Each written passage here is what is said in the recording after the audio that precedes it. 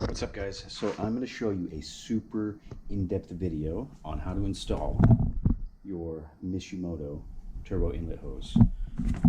This one is for a 2006 Subaru XT, the Outback. This will also go to a GT and a lot of the other WRXs. So let's get to it.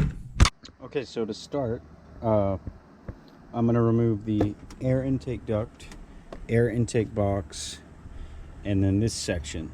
To get the air box out, you got a bolt here, a bolt there, one bolt here, then you have to sneak in behind here and there'll be a 10mm bolt. These are both 10s and these were Phillips heads on mine.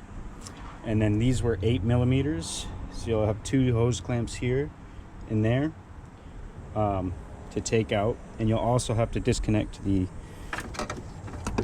mass airflow sensor as well. Air box is out, put it over there. So the next step is going to be taking out these bolts, moving these sensors to the side, and I'm just going to start disconnecting some hoses on the inside. Okay, so I took this sensor off, disconnected them so I can get access back there. And then I loosened this, I didn't pull it out yet. But this bolt is just a T6 Allen head. The next step I'm gonna do is I am gonna remove my intercooler. So that's two bolts here, this hose clamp, this bracket, and then I believe this will lift up and out. So on the intercooler, there's also the clamp that goes into the throttle body, right down here. And that's a 8mm, and then you'll have this one too. I did mention this one already, but I forgot to mention that one. Also forgot this little hose clamp right here that's on my blow-off valve. So don't forget to plug your holes, and then I will plug the throttle body and the turbo. Okay, so our next step is the turbo inlet hose down there. I'm going to take that hose clamp off and then remove the other hose clamps that are on the inside. So I'm going to remove the back of this wiring harness cover so I can move it out of the way. There's a bolt here and here. I do believe they're both 10. There might be more bolts, but we'll see.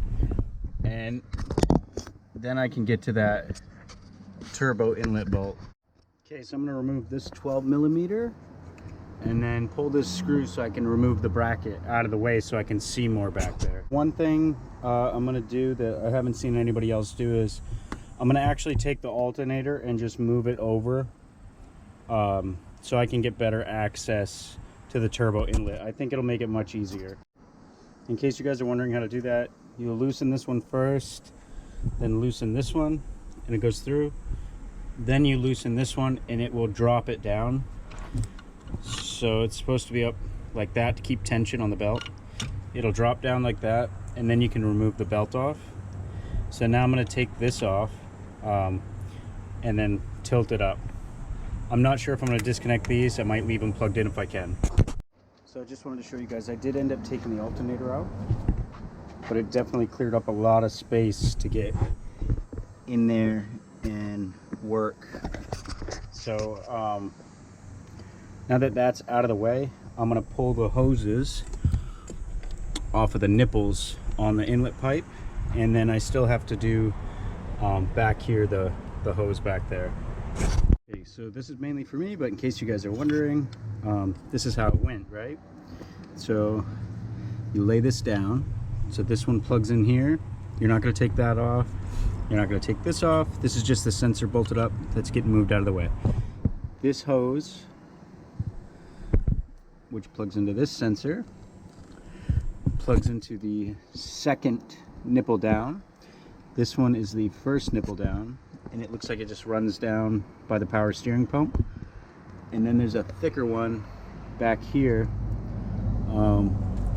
and that will go on the thicker nipple. And then there's also a hose that runs over the top and goes to somewhere.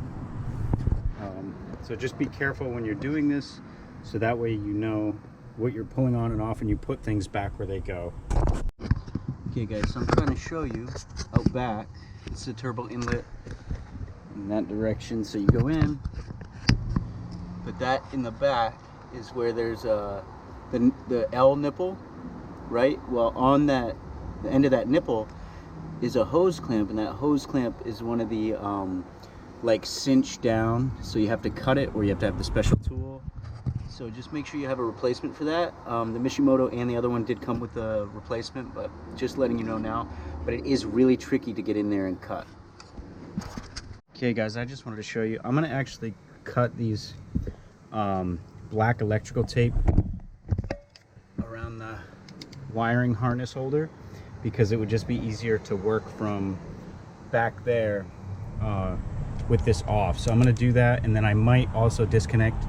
As you can see, I already disconnected one of the PVC hoses, so I might pull the PVC cross section out as well. So I took the cover off, and I am going to remove the cross section. So basically it runs from right below that wiring harness, and then it plugs in here.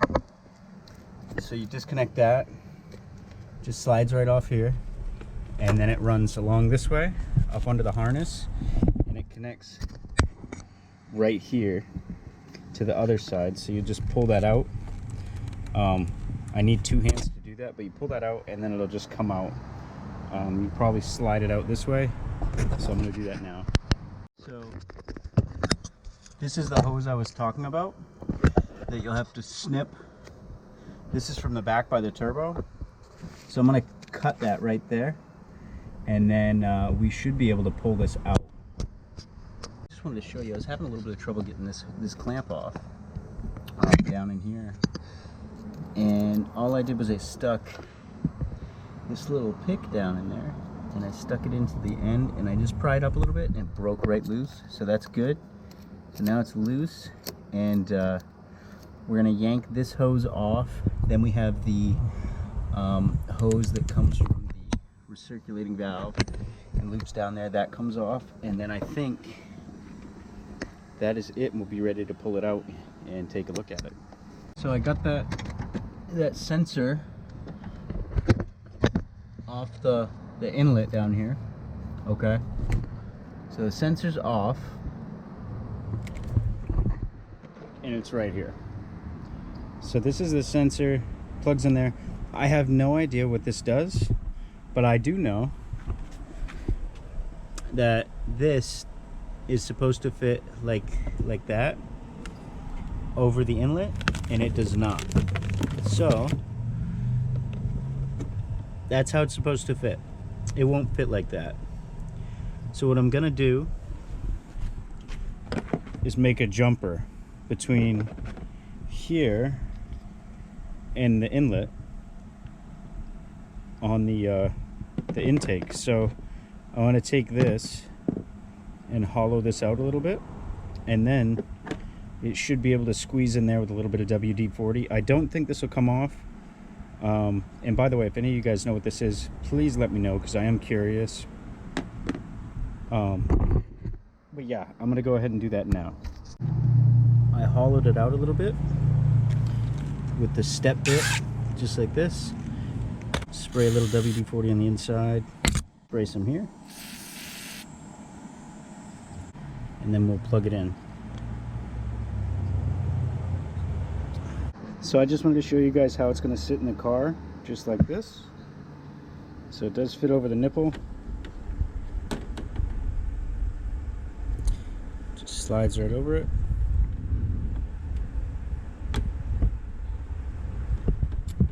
Just like that. And I think this will work. That hose clamp down there is loose, ready to go. This is good. That's prepared and ready to go. So the next step is just one last hose, and that's for the recirculating valve, and then we can yank this out and see how easy it is to put the new one in. That clamp down there is the recirculator valve clamp, and we're going to take that off with some pliers. Now we're going to pull it out. Actually, no, I'm sorry, I got one more hose, and then we'll pull it out. Okay guys, so this is the old one.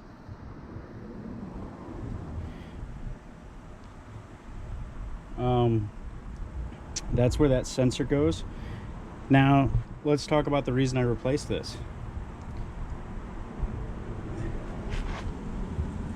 Bit of a hole, okay?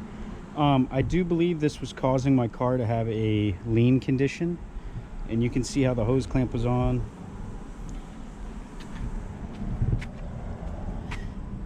It was just taking in unmeasured air. So now that this is off, we are going to put our new one in. I'm going to go ahead and try to squeeze this into the hole. Back there's your turbo. Okay, I cleaned the rim of the turbo, and then we'll squeeze this down in there, and hopefully it goes in without much of a struggle. Upon reflection, not good. This is it's not as bad as you think. Definitely a task. This stuff being out of the way makes it a lot easier. But I got it in. It's on. I did loosen up this just to seat that a little bit better. Okay. It just pulls right up, and there is one little 12mm bolt, and it just goes right in.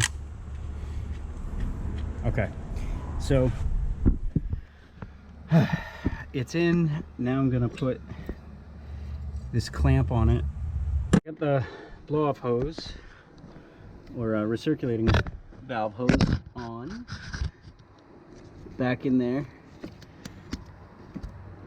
That's it right there.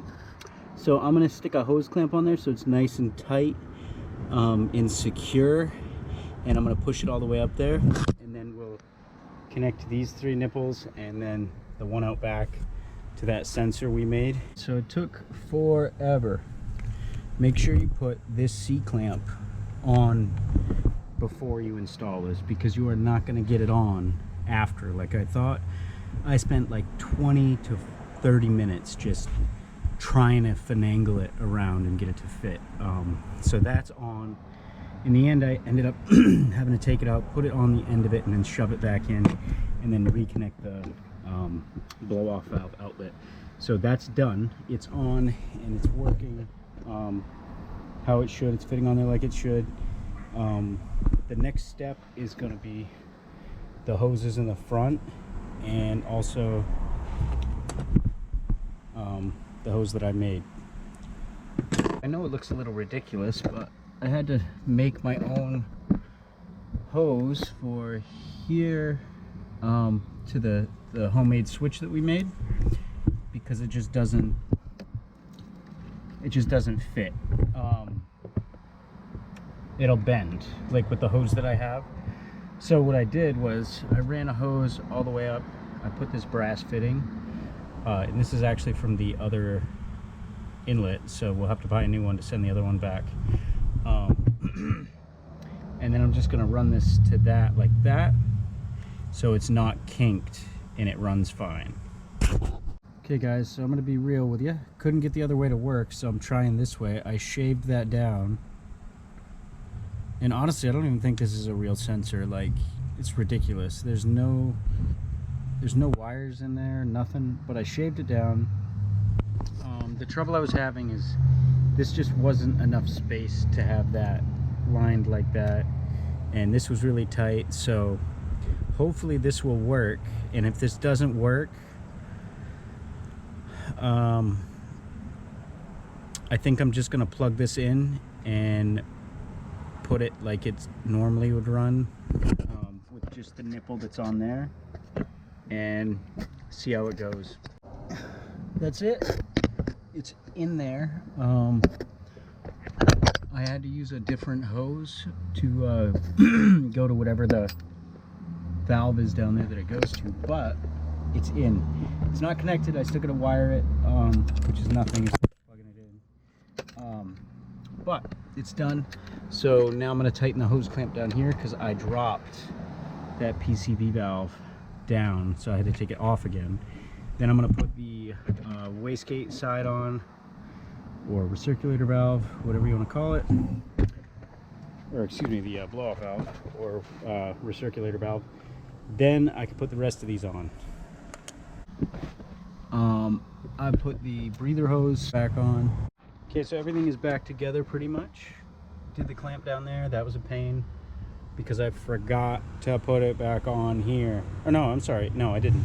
I did put it on, my bad, but it came off when I was trying to slide it down, and I had already hooked up everything, so I wasn't pulling it out again. So that was a shit show trying to pull that out. That was such a pain. But everything is back for the most part. The only thing I have to do is connect this bracket and then 2 hoses. Everything is connected.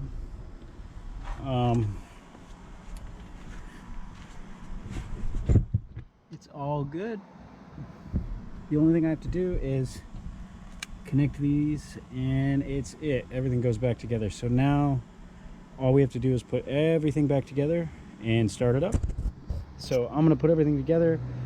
I'm not going to tell you how to put all that stuff back in because I already told you how to take it out. So just put it all back in the exact same way, and then oh, I forgot, we're going to put the harness back on too, and tape it. So put it all back in the way that I took it off and you'll be good. Okay guys, so it's in, it's running, it's working. We hooked everything back up like it's supposed to. Everything fit. Yeah. So I'm going to call this a success. That is it. And I will see you guys in the next one. See ya.